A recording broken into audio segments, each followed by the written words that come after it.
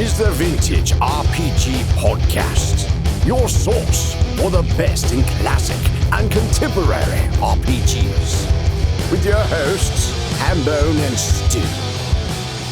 Welcome to the Vintage RPG Podcast, coming at you again from the clubhouse in somewhere in the swamps of New Jersey.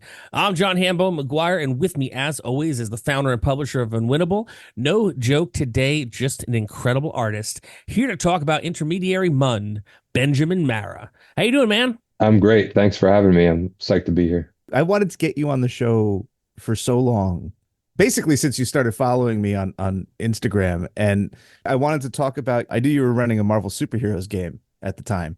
And I just wanted to get you on to talk about that because I thought that was probably an absolutely insane game. Right. But you've since kind of like really gotten into the RPG space, like for real now. Yeah. It's always been sort of like a goal of mine. And ever since I was a little kid, but it never really came to anything until, just in like the last few years when I started getting really serious about doing artwork for RPGs and, really focusing on making artwork that was geared toward RPGs and things like that. When you were a kid, what was your entrance into RPGs? D&D. D&D. It was like early. I think I must have been around. I can't remember what it like box set. It might have been the red box, or it might have been earlier. It might have been the like Errol Otis. Is that the Moldvay Basic one? Yeah. So either the Holmes or the Moldvay Basic editions.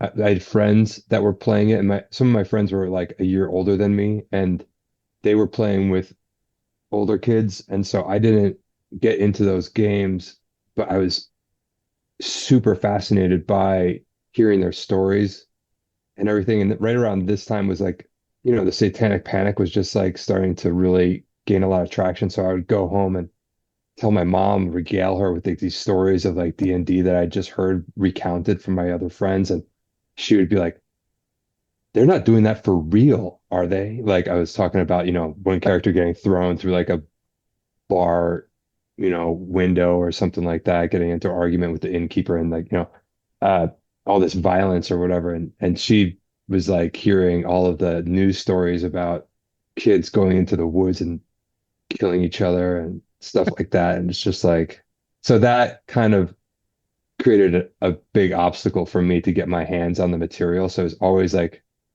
through my friends, like, and we would, the furthest we got was just rolling up characters. We never really got to play an adventure, unfortunately. But I was always super enamored with it. And even in high school, I tried to like get a game going with some other people and never really worked out. It's always like this enticing thing that was happening.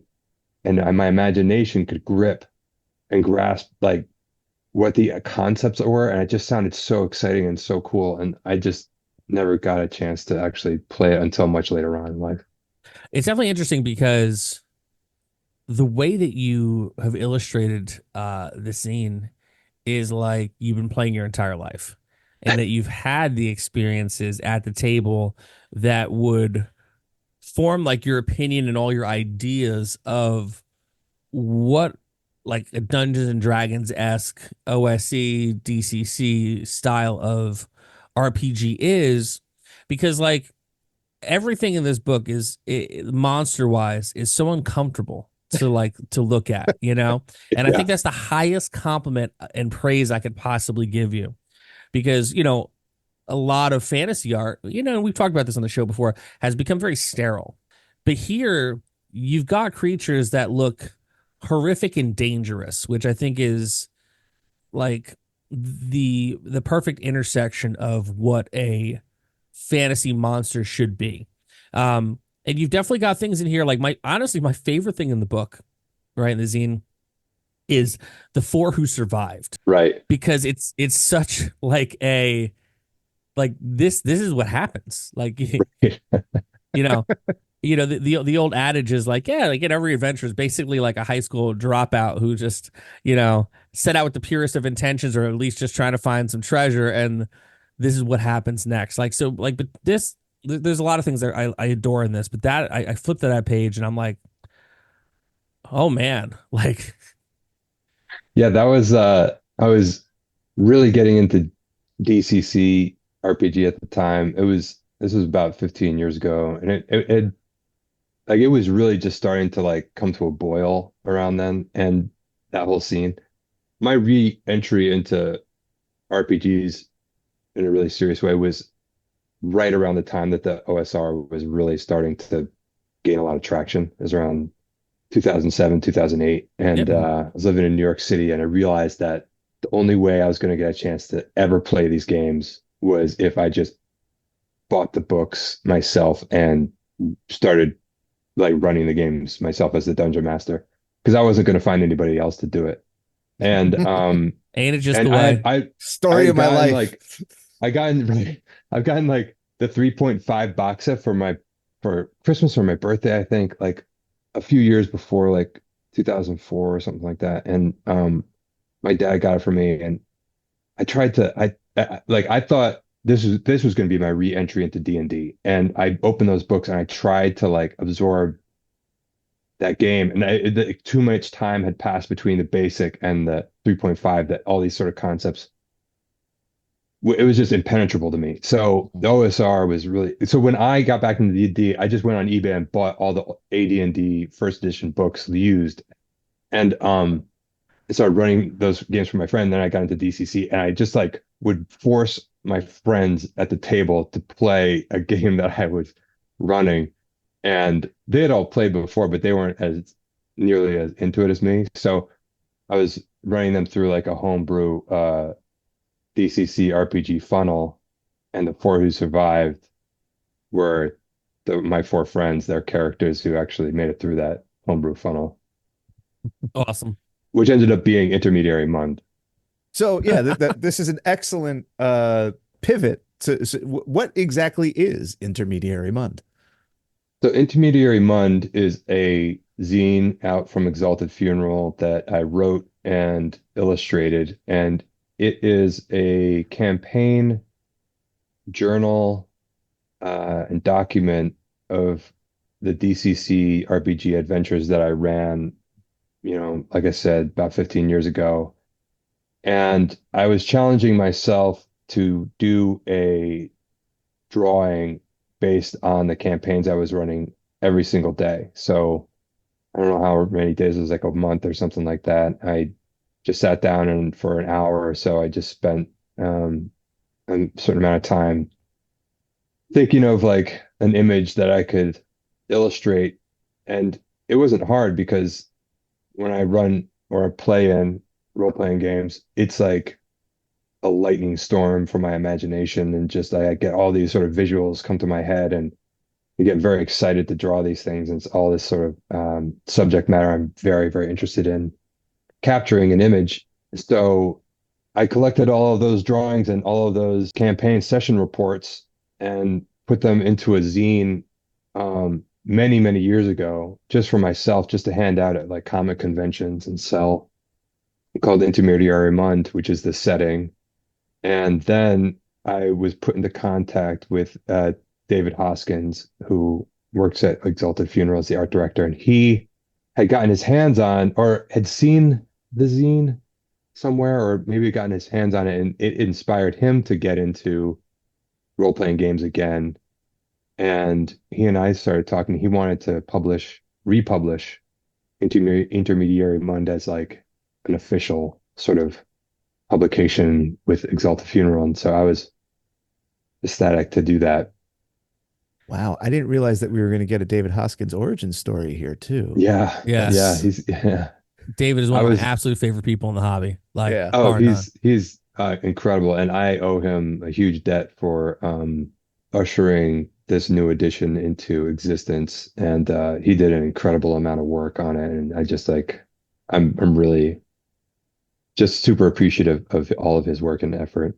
Yeah, and see, that's the kind of person I'm talking about who, like, when you think about, modern fantasy, right? Like in the design of that, like he's like Mm. he's on the new Mount Rushmore to me, And I think that like, shout out to my buddy, doesn't get enough credit for the glorious work. So that's and this is up there. This is like This is I'm flipping through the pages as we're chatting, and I'm like, this is like everything I want out of fantasy. Nice. It looks so dangerous too. Yeah. I wanted, I'm glad you said that. I wanted like, I love old school RPG art, old TSR illustrations. Those are extremely inspirational to me. And so I didn't want to retread and use some of their monsters. I wanted to, I mean, DCC encourages you to create your own monsters. Oh yeah. So I followed suit with that. But I also wanted, to give those monsters a feeling that I had looking at those early TSR illustrations as a kid, just how like dangerous and sort of scary these things. And I look at those illustrations now with my kids and they're like super enamored with them, but also kind of afraid of what they are, so kind of want to give that feeling to my own art. I mean, the one guy covered in crucifixes, is he the devout worshiper of hatred of the hated? Yeah. Like Yeah. that dude is like the Satanic Panic embodied, I feel. For sure. Like it's not just like the external, like people were scared of, like it's a manifestation of like the stuff that we always wanted to be in the game that wasn't really in the game that they thought it Right. was. I love it. Right. He's so gnarly. That helmet's awesome. That was so Nice. good, man. Yeah, and definitely like you got like the real weird stuff here. Like what was the thing? What was the thing called again? Which is like one of the most like vile drawings I've ever seen in an RPG. The people with dog faces. I knew you were gonna say. Oh, As soon as yeah. you said vile, I was just like, I know exactly what he's gonna come bring up. Yeah. Yeah, I really, the guys that I played with for that, I like they're huge horror fans and they're all other illustrators and they've like a few of them have created like TV shows and so they have like immense imagination. So I knew that if I wanted to really like push them to have a reaction at the table, I need to like create these monsters or these NPCs or these characters that were going to like really challenge their own imaginations and they like I said they've got years and years and years of like horror and fantasy experience. So I needed to like give them something new and something that was going to like make them like engage with the material that was being presented to them. Dear listener, let me tell you, it's not a tale. But you're very straightforward about a lot of this stuff. Like one of my favorite things is the children covered in the viscous liquid. Oh yeah. Oh yeah, right. Which I mean, they're horrible. They're absolutely terrible. Yeah. Like as a concept, they trouble me, and I think that part of it is just that you describe it in just such plain language. Right, yeah. I wanted the language to be as spare as possible and clear as possible. So yeah, when I write like session reports, they're kind of like that. They're just like almost devoid of any kind of like style. I want them to, but then that ends up being like a style in a way. So yeah, just really like straightforward, matter of fact reporting of what's happening without any kind of emotion put into like the prose at all. It's like it's like a police report or like an incident report at work. It's like, well, he shoved a bead of force up his ass and did max damage. Yeah. And yeah, like the last sentence in the children covered in the viscous liquid description is maybe my favorite in the whole book, where it's some of the people of Steppentry attempted to save the children who were not covered in the viscous liquid. It's just like so fucked up. Yeah. Yeah. Like Yeah. I remember the trouble that I got into in like the 80s when my mom happened to stumble upon a adult oriented magazine that didn't hide well enough in my room. And that was some heat. But any drawing in this book, like if in the 80s my mom had stumbled upon this book, opened any page, my ass would have been in confession that night. Like she would have been like, can you rebaptize him? Can you put him back in the water for a couple minutes, Father? Because like, Shamas Margas, the hated wielding the bone sword of Epculfin with followers, like Yeah. for Catholic school, I'm going to boarding school, bro. Yeah, I think that my this maybe like Intermediary Mund is probably like what I imagined D&D was like during the Satanic Panic and how dangerous it was, just because I wasn't participating in it. Mhm. And yet it was being presented as this very dangerous source of evil. And so maybe like this is like coming from that part of my brain or that experience that I had Nailed it. back then, or what I felt like D&D should be, or role-playing games or fantasy adventure games should be, and how they should feel like kind of dangerous. Nailed it. Absolutely. This is Yeah. like amazing. I feel like I feel like yeah, I feel like the Satanic Panic was just like a promise that was never kept by original D&D. Like original D like I love the older stuff, but it's just not nearly as scary as people think it is. But then I think that in this century, people have worked really hard to keep that promise. I love seeing it because it feels dangerous, which was part of the appeal of the original Dungeons and Dragons for me personally. But it also I feel like it always just you get a lot of the people making it comes out in that, and it's just like this is a perfect. It's just so very much you. It feels like it of a part with all of your other work while also being RPG stuff, and Yeah, I just think that's super cool. And I think thanks. to me, it's a nice intersection of like what truly it was back then for fantasy artists, because it's a nice dichotomy of art versus artists. Because like, when you think about, music, right? I talk a lot about music. Think about music, right? You look at a band like the Misfits. The songs that you hear from the Misfits, they look like they should be singing those songs, right? Hmm. During the Satanic Panic of the 80s, any of those artists drawing that stuff that got parents all hot and bothered, they all look like accountants. You know what I mean? Totally. And I think that that's like an important thing to consider, like why it seemed like so much more actually dangerous and not as performative, is because it was the insidious way that like, oh my god, I bet like, if I meet this artist who drew this thing, they're gonna be like this big ghoulish dude who looks like he should be in the Misfits, but yet it's like it's Carl from the mailroom, and Right. we go to church Totally. together. Like, that's the kind of the beauty of the Satanic Panic, was like the insidiousness of it, that it could be anybody. All right. Yeah. This the zine, I think, captures that perfectly. Like the zeitgeist of it all is like is page to page in this, cover to cover.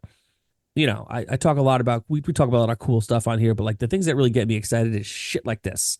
And Thanks. even though you didn't get to actually be there for it, like it feels like you definitely were. And I'm not saying that you look like an accountant, but you could pass. Easily, for sure. I dress very normal.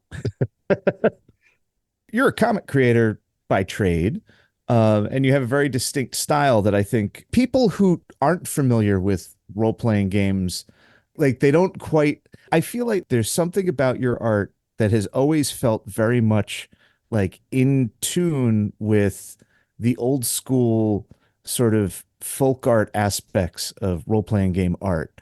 And we've had a lot of conversations about Don Greer's Down in the Dungeon, and I feel Oh like my God. Yeah. like I feel like periodically I find something and I'm just like, oh, Ben's gonna love this.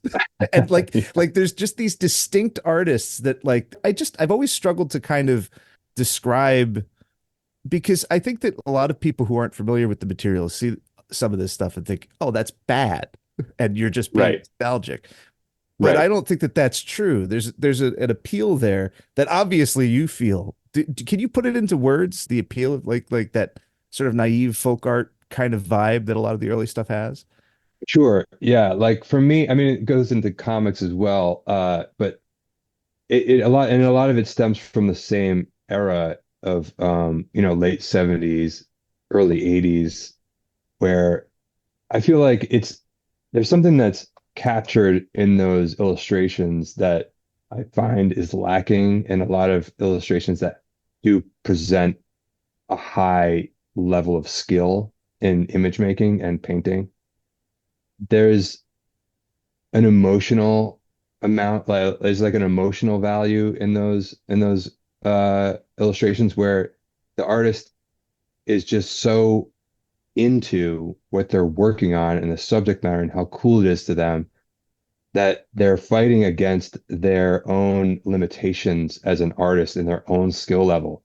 but in the artwork, and they might be struggling to create the image, but it doesn't like that struggle doesn't come through as much as like the pure like love of the subject matter.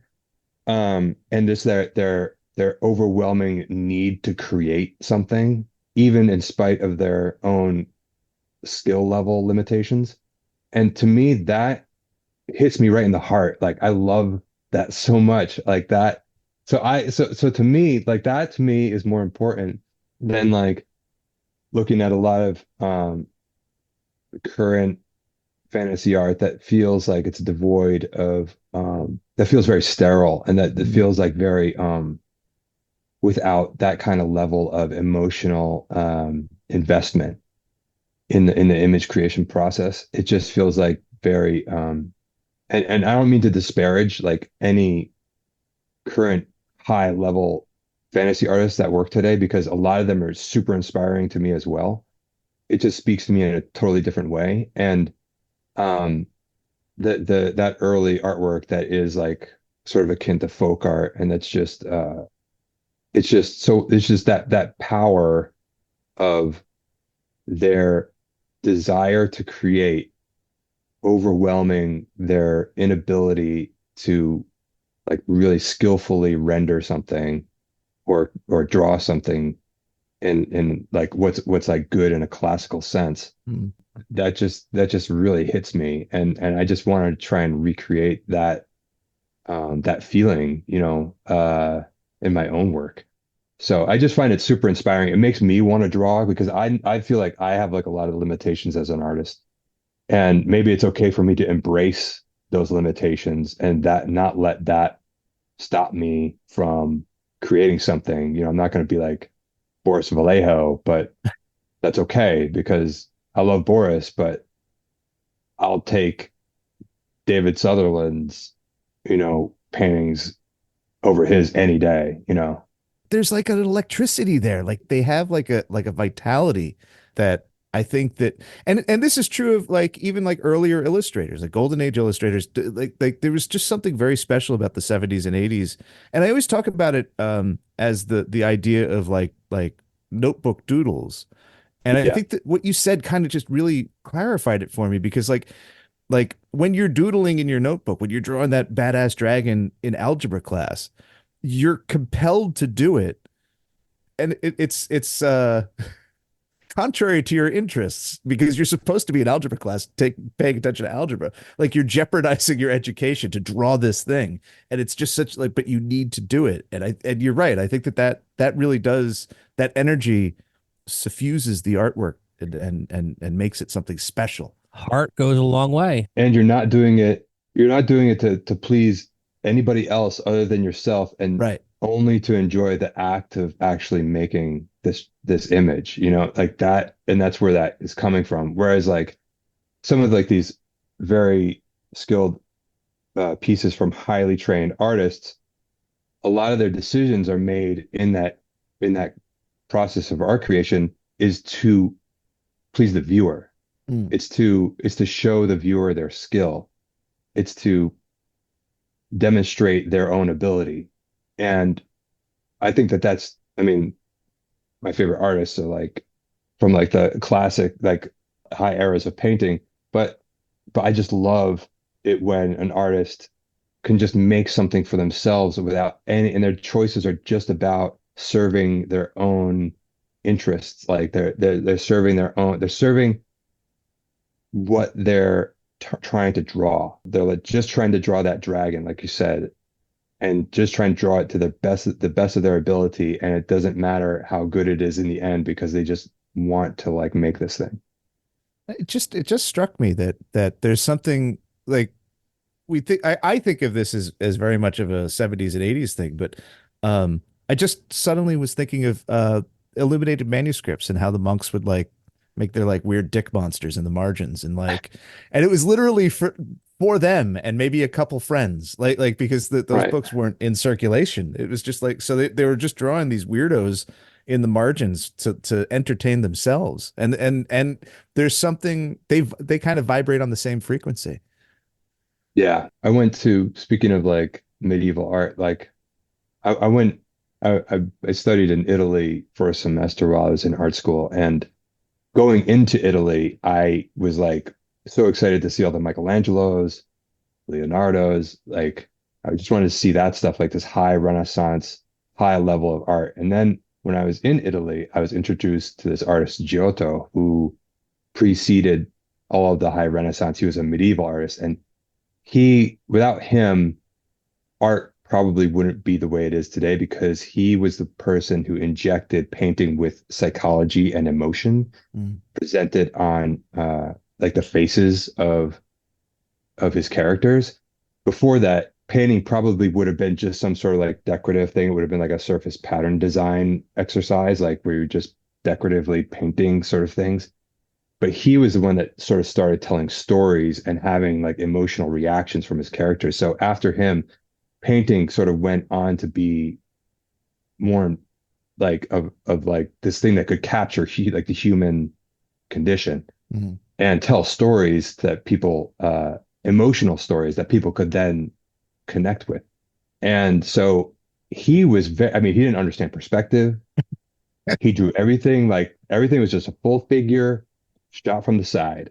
But his inability to like capture like he could capture human proportion, but he didn't know, like I said, he didn't capture perspective. He could just draw like buildings as like the concept of buildings. He could draw people as like the concept of people. He could draw like the Italian countryside as like some rolling hills, but he didn't let any of these inabilities stop him from creating like this immense body of work that is like stunning to behold. So that to me was when I sort of learned Michelangelo is amazing, but this guy Giotto is like doing something that on another level to me, even though it's not necessarily apparent in the level of skill that's being presented.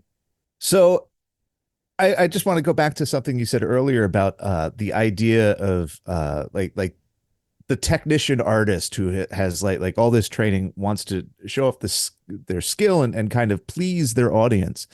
And I think it's interesting that I don't think that you could flip through Intermediary Mund and say that any of that art is designed to please the audience. But like that's a totally valid thing. It's totally made to make everybody who looks at it a little uncomfortable. Can you talk a little bit about like how you kind of push those buttons and make art to intentionally kind of get under people's skin? It's funny because when I look at it, I'm like, this is totally normal to me. It's not like weird at all. Like this is just like what I think a role-playing game should look like or a setting should look like. This is like the type of game that I would want to play, I guess. So to me, it's like not weird in any way. But I'm happy to hear that it comes across as something that's like challenging or looks strange. When I was drawing that stuff, I really wanted to draw quickly and fast and just like, get what was in my head as down as fast as I could. So yeah, it's just drawn in a way that's like very, very rough. And, I feel like aiming for beauty is kind of like not something you can control. And I also think that things that aren't beautiful are more interesting than things that are beautiful. So I was just, just trying to create like what was in my head and capture that feeling. And yeah, I definitely didn't want to create something that was like too vanilla, even though I love vanilla D&D and I love vanilla fantasy. I love Tolkien so much. Like I could play like a very traditional fantasy game, and be totally happy. But at the time when I was creating this, I just wanted it to have a little bit more edge to it, I guess. There's not nearly enough severed heads rolling around in Tolkien, right? No, no, there aren't. There aren't. Not even in the Peter Jackson version. No, surprisingly. Well, there's that one decapitation at the end of Fellowship, but oh, that's true. That's true. Yeah, you were right. You were right. But that's it. And that did feel kind of more Peter Jackson than it did Tolkien. Totally. He probably had like I get at least one in my contract, Well, he had to get it out of his system, right? He's making 3 or 4 of these things. Like he's just gotta get a severed head in. Oh man. Well, this is awesome. Benjamin Marra's Intermediary Mund. One point I want to make is something I don't know if we actually brought it up in the episode because we've just been enjoying this chat. One of the coolest things about this zine is that it's compatible with DCC and Old School Essentials, and anything you find cover to cover will have stats for DCC and OSC, which is something that's very cool. They don't make you work too hard to figure out how to make it work for the game that you're playing. So highly recommend it. Yeah, so definitely boogie on down to Exalted Funeral and pick Intermediary Mund up today. Benjamin, where can people find you on the internets? They can find me on Instagram, Benjamin_Marra, and then on my website, benjaminmarra.com. And I also have a few Patreons. One's for my daily comic, What We Mean by Yesterday. And I also have my own personal Patreon, Benjamin Marra, Patreon, where I go into my work in progress on the paintings that I'm working on and some of the processes that I use to do artwork. Very cool. Well, this has been another amazing episode of the Vintage RPG Podcast. Stu, where can people find you on the internet? They can find me at vintagerpg.com. And, that's about it. You can find me across the internet at John McGuire RPG. I'm out and about. I'm doing stuff. I am currently promoting my backer kit for 321 RPG's expanded rulebook and our Encyclopedia Monstergoria. I'm super stoked to say that we're funded. We're unlocking stretch goals at recording. We've already unlocked the Joey Royale stretch goal, where Joey Royale from WHPA Fairhaven is writing an adventure for the rulebook. By the time this airs, I'm hoping that we'll have unlocked Brian Shutter, the Neon Lord himself, and so much more. Anywhere you can find me on the internet, you can find links for 321 RPG's backer kit for the expanded rulebook and Encyclopedia Monstergoria. If you like the show, why not rate, review, and subscribe? Because your reviews really do help other listeners to find us. And if you really like the show, why not become a patron? Patreon.com/vintagerpg. We got a behind-the-scenes look at whatever Stu's working on. We got a behind-the-scenes look at whatever I'm working on. We have 2 different tiers where you can play games with Stu and I. At the $5 tier, you can get in on a monthly game. I change it up every month. I do a different system every month. At the $10 tier, you can get in at Stu's West Marches campaign and jump in my game as well. We have a killer Discord community in addition to that we'd love for you to be a part of. And for as little as $1 a month, you get the episodes early at some point between Friday and Sunday, depending on when we record them. Patreon.com/vintagerpg. So for Stu Horvath, I'm John Hambone McGuire. May the dice always roll in your favor.